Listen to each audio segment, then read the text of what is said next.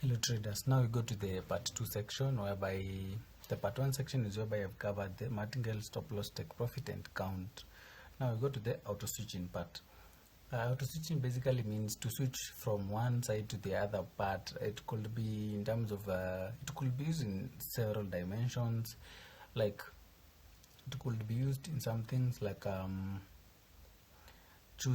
changing from even to odd, changing from a certain strategy to the other. Could be having, for example, like the smart 6 bot got 6 strategies, so it utilizes the switching parts to switch in between those strategies, and you could define those switching into many ways. Like there's so much that can result into switching, like it could be setting of a certain variable to certain thing so that it switches to a certain thing. Like it's quite wide when it comes to switching. So let me just show you what switching basically is. For example, the one that I did here was the switching one, whereby the bot will be trading rise, fall, rise, fall, and the same will happen for even and odd. The same thing. I'll attach the link to the part 1 of this video. So let's continue to the switching part. I'll show you another form of switching. For example, we could add another block right here, which is I'll call it switch trades.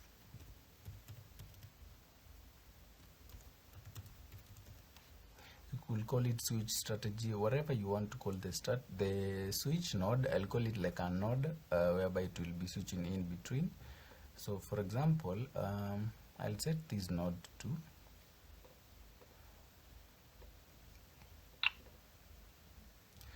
and set this node to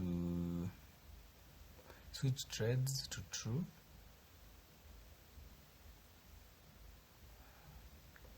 Go to logic,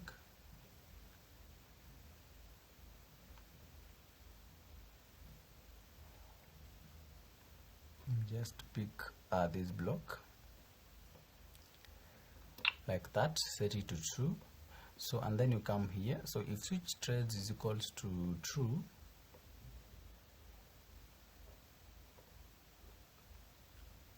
then purchase rise. Else if purchase fall. Then from this point now you'll have to change the value of switch so that it does not come again to this fall, to this rise. So we'll change this one like that, and then this one change it to like that. Now you see we already have a switch whereby initially the switch trades will be set to true.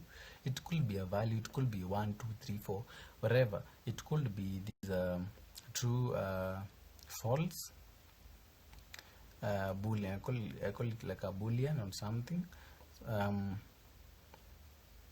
It could be a value, could be 1, could be 2, could be 3, whatever. So at this point whereby we have the switching switch trades. If switch trades is equals to true, which is set right here, that let the bot purchase rise, and then at this point now the switch trade will be set to false. Setting it to false will make it not to come to this block and come to the else block. Then it will purchase fall on the next contract, and then set the switch back to true. Setting it to true will make it come to the first block. Having done that, you have already achieved like switching contracts after every run. You can see how it is going, and it is the same for like almost everywhere that you are using. Could it be switching in between logics? Could it be switching in between like the purchase conditions and what. Just the same, you can see purchases rise, fall, rise, fall. If you want it to start with fall, then you just set it to false, because setting it to false will make it come to this second to this else block. You can see we started with fall, and that's basically how switching works. Switching in between. This is just like an idea of what switching is, and you can utilize it in many parts. could be, the way I said, could be in between logics. It's not like necessarily here, but in between logics. For example, we could do another form of a switch, whereby we'll create a list, and you want the list. I'll change this one to rise and fall. I'll change this one to digits. Then over and under. Then I'll create a list of predictions here. So let's go to list, just pick this one, and then create a list of like 4 predictions. So go to maths, then pick, could call it 4, 7, 9, and stuff. Call it 1. Those are just like the predictions, and then we have the prediction.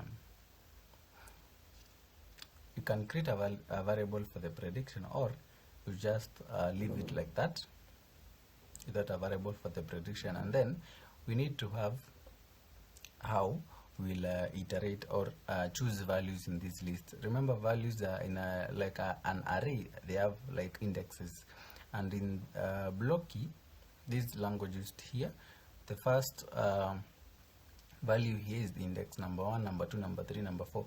In other cases, index starts from 0. This could be 0, 1, 2, 3, like that. So we'll find a way on how to pick values in this list or in this like array. So we'll can create a counter or something. Let's use the loss counter again from the previous video. So we'll go to list, because these are predictions. These are predictions. I want to show you how we have 4791. I want to show you how we could use this the same thing for auto switching. Like the bot will be switching depending on the prediction that has been picked. So we'll go to list, then scroll down up to that. In list, our list here,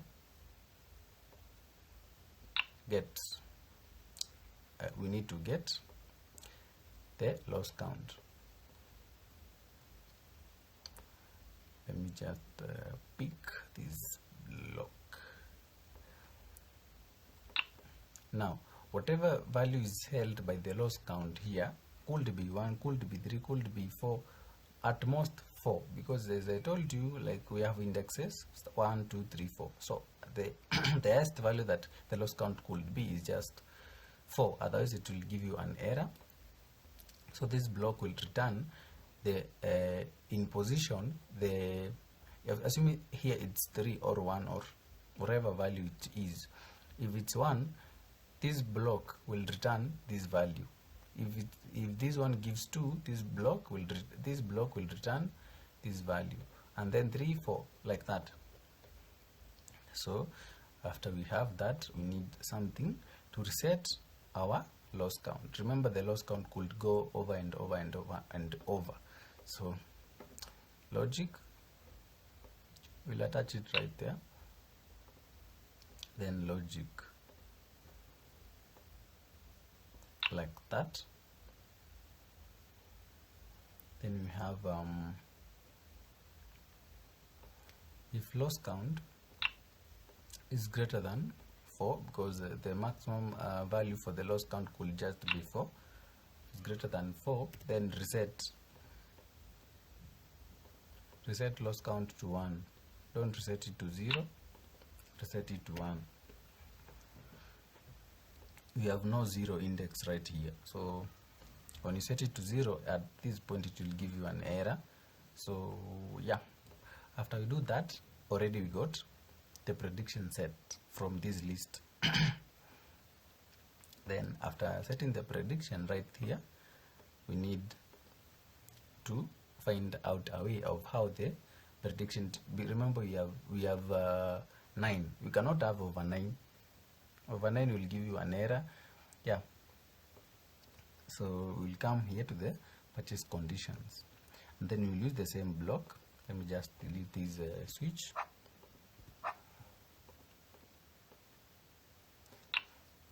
If this block returns a value that is greater than 5,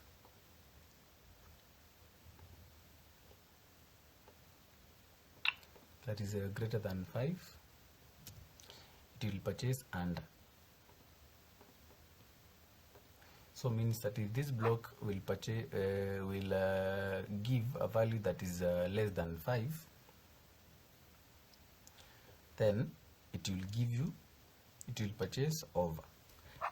So we'll need to capture the value for 5. If we have 5 in the list, could result into an error. So if this value outputs a value that is greater or equal to 5, then it will automatically go this way. But if the value is not greater or equal to 5, it will go to this point right here. So let's run and see what happens. You can see we started with higher than 4, which is our first value here. Lower than supposed to be, yeah, higher than 4.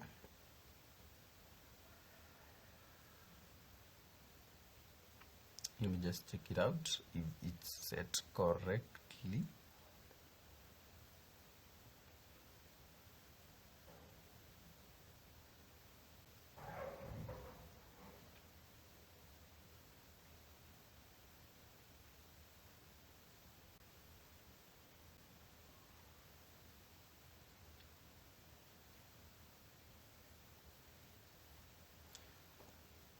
Could be an issue right here, so let me check it out.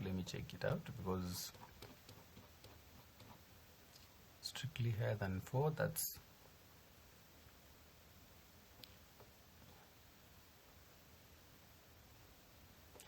let me just set a fixed condition here.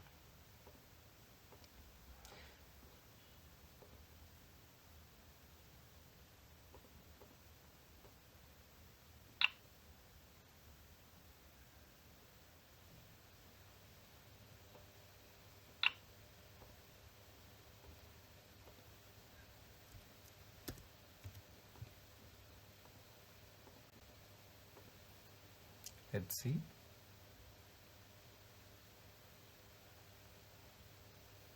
That means this block is not giving out any value that could be compared to 5.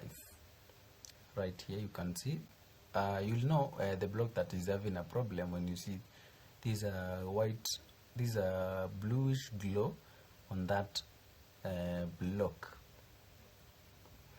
So we'll need now to initialize. We'll need now to use the prediction that I was saying right here.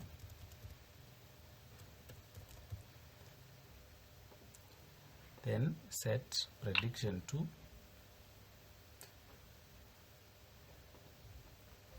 this block right here, and then set our prediction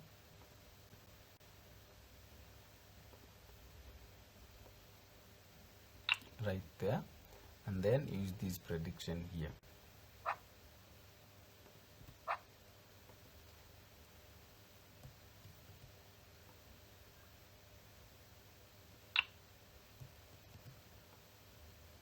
This should now work, so let's test it.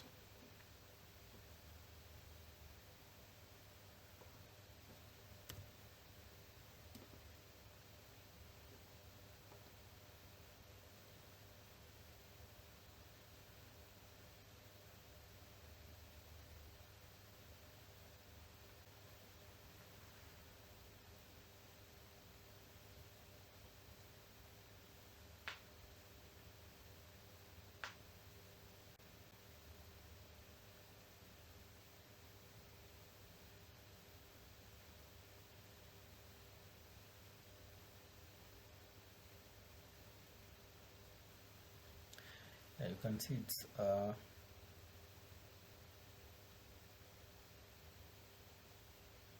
can see it's going on the right way. You can see if the value of the prediction is less than 5, it's purchasing over, and if the value of prediction is greater than 5, it's purchasing is equal or greater than 5, it's purchasing under evident right here,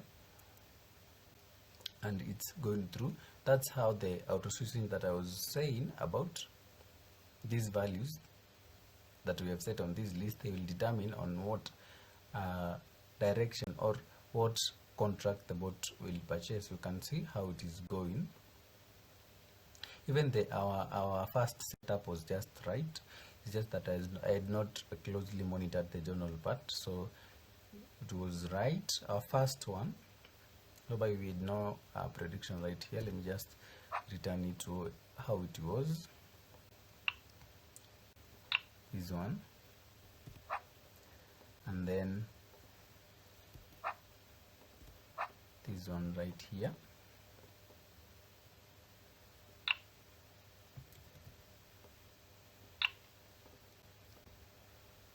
So let's run. Strictly higher than 4, you can see, over 4, under 7,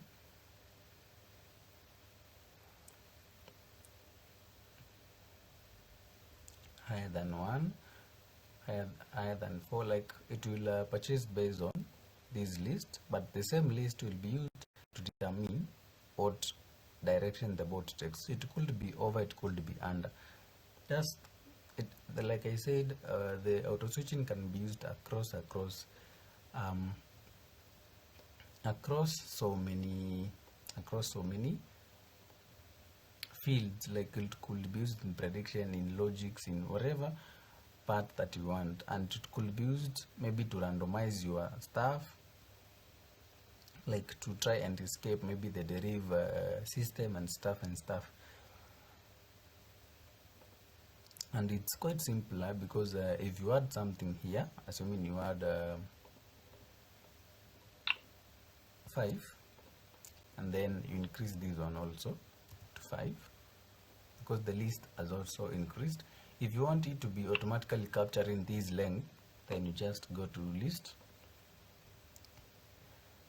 then look for length of your list here.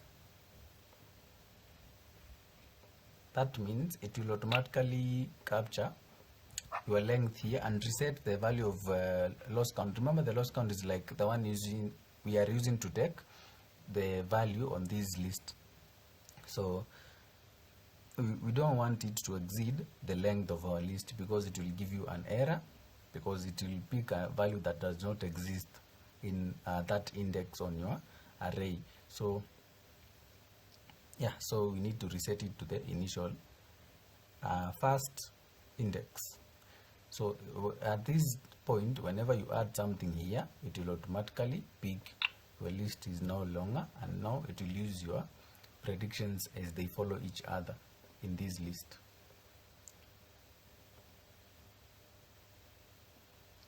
I've known where the problem is.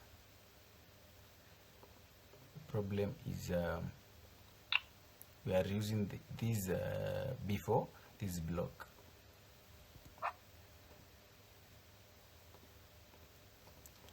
So let's run.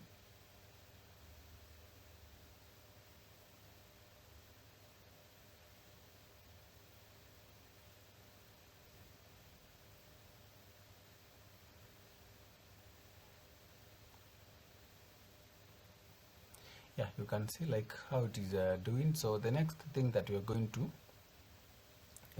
look up to is the third-party websites, and this one is not about creating bots. Third-party website is like a mini deriv. For example, here this is an example of a third-party website. You can see you can access the deriv. You can trade on deriv, but on another website. It's not like the deriv, but you are accessing deriv services via another website, whereby you could get more advanced analysis, more advanced like strategies to use, inbuilt strategies, and whatever. But in return, you could pay some commission on every contract that you trade. It could be something like 2%, 3%, yeah, depending on what the owner of the third-party website has set. You can see, for example, this one has got several stuffs in it, several inbuilt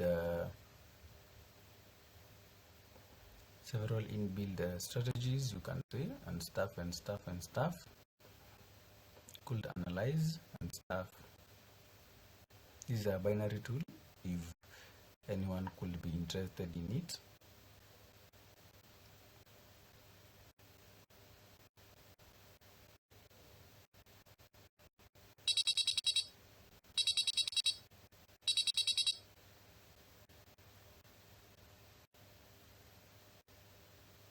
You can see the form of analysis that have, like the form of analysis that the system has.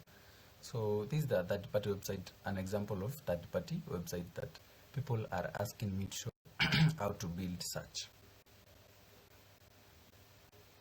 But this is not something that I could just build like the way I'm building these bots. This involves the actual coding. The reason that I'm taking time is because it involves the actual coding, like could be Python, could be JavaScript, whatever the coding language that you are using. But I think there are several that are supported by the deriv. I'm not sure of that, and it's not something like I can do like a 1-hour video as people usually ask me to create, show them. It's like a project that you can do in a week or something, like building and building and building. It involves several steps, like you got, after you have done with coding, you have to test, debug the errors that occur. You have to constantly maintain your site because deriv keeps on updating stuff, so you also need to update your website as deriv updates on their end. Also, you need also to keep on paying. We got some fees, maybe we got the domain, the hosting, all of them needs to be paid. So it's not something like you could just build like a normal deriv bot and stuff. It is a process, and for me on my end, I'm not interested to have one third-party website, so I'm trying to get away of how I'll show you how to do that without me creating mine, because I'm not interested.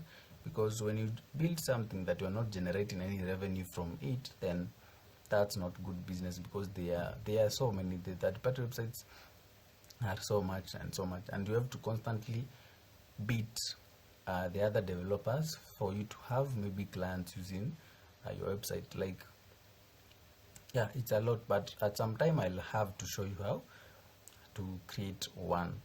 But just know it involves the actual code, and even without you as the viewer, without the knowledge of coding like Python, it's just like a waste of time. You will not be able to understand anything, yeah, because it's just be copy pasting. And like, it's not like I think that I could record, type in codes, type in code lines like from start to the end. Like, it's not quite logical.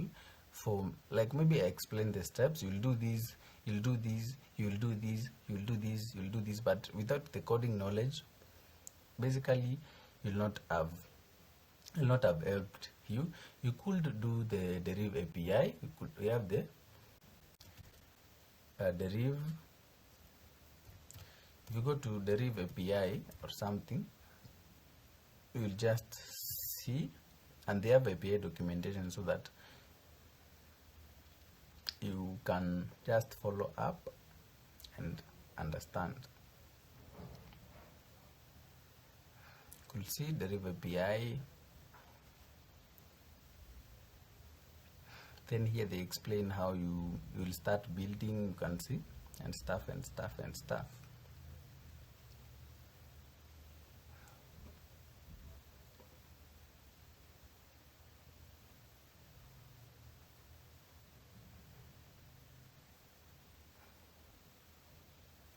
So just know, if you are trying to venture into a third-party website, you must either hire a developer or even be good in programming languages like Python, JavaScript and stuff.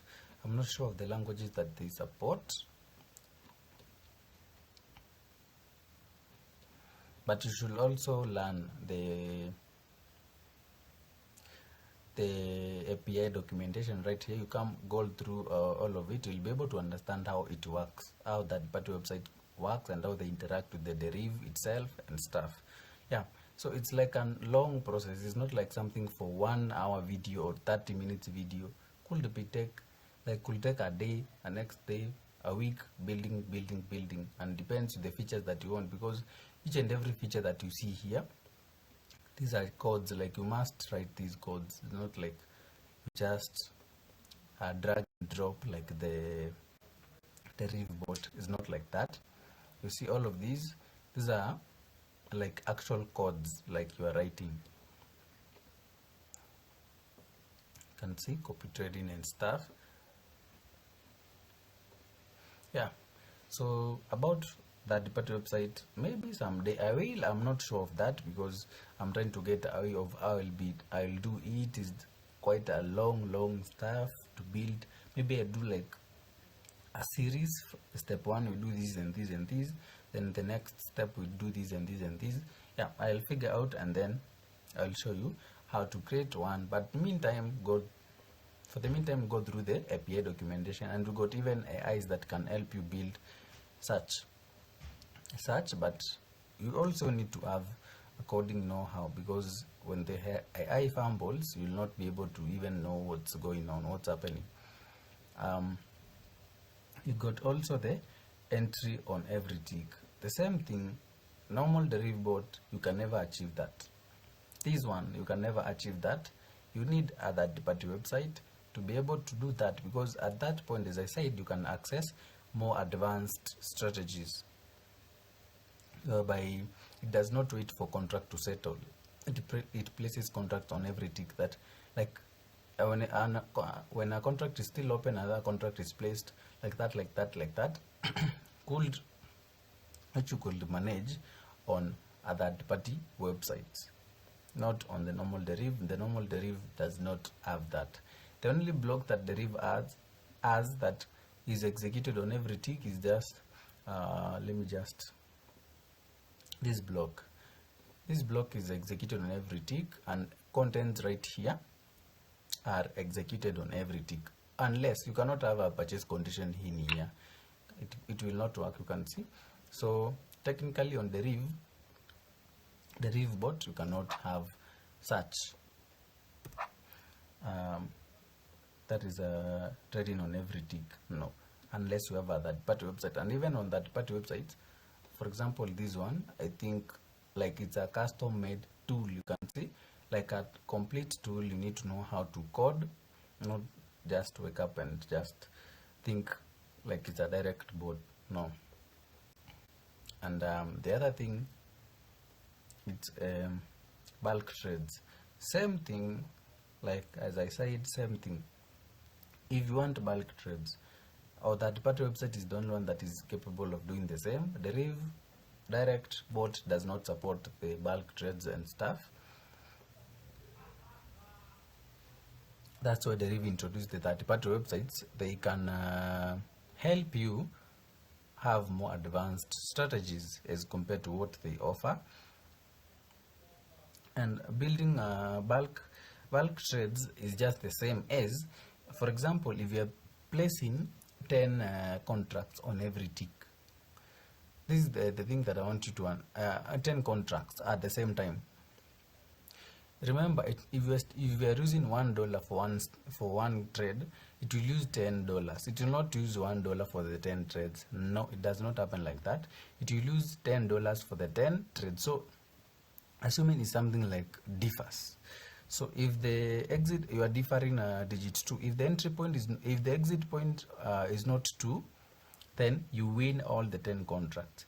But it's just the same as putting $10 stake.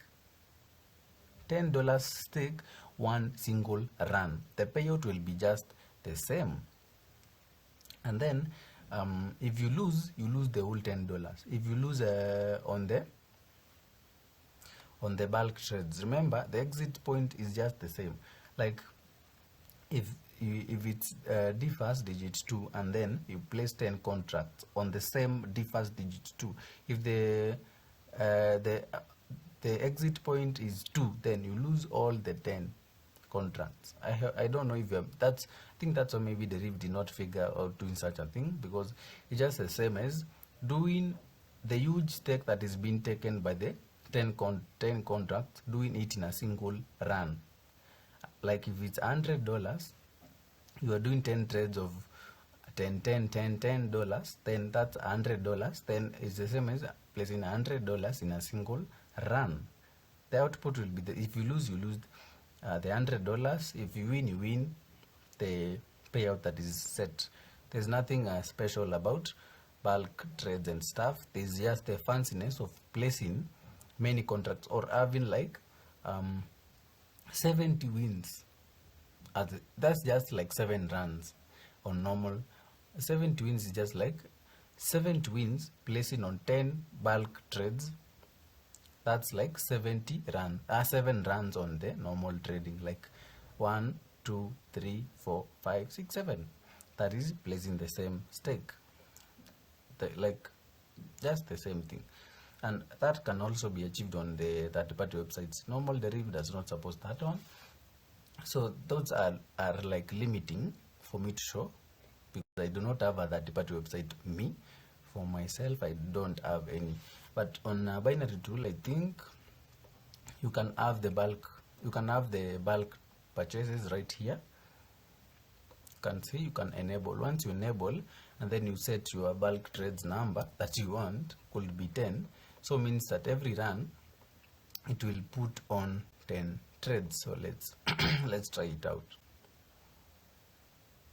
You see, it puts 10 trades. See, it puts 20 trades. We lost all of the 10 trades. I think I actually got an actual picture to demonstrate how bulk trades work. You can see what's happening. Just put in 10 trades. Every run it's 10 trades. Every run it's 10 trades. If you lose all those 10 stakes. See, we already at 100 runs and stuff. That's how bulk trades work. And if you put 20 here, so if you really need the bulk trades, you can use the binary tool stuff. So you can see it will put 20 trades at a go at the same time. I want you to, this is exactly the picture that I was trying to say. If you lose all those contracts. You see, for the first case, we lost $9 because that's 0.35 times 20. I hope it makes sense to you. You can see the amount of losses that are accruing is not like 0.5 is used. The 0.5 is used on all the trades. No, each trade has its own stake. If it's 0.35, it's 0.35 times 20. Yeah, so that's how bulk trades work. So, for example, let me try and blow this account.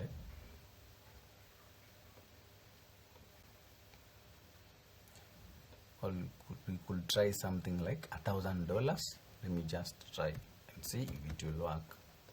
Bulk trades. Oops. Let's see if it works. You can see we had only 20 contracts. We had put 20 contracts, but it executed only 10. The only ones that could be supported by the account balance. That's it. Like the 1,000 is not used as a cumulative for the 20 trades. It's used as a single stake for a single run. If it's 1,000, so if we could lose, if our account could sustain, we could have lost $20,000. That's how bulk trades work, and it's just the same thing as placing a single stake of 20,000 for the same runs, for one run, for a single run, the same thing. So yeah, that's it. think I've covered most common asked things on the comments. So let's see each other on the next video.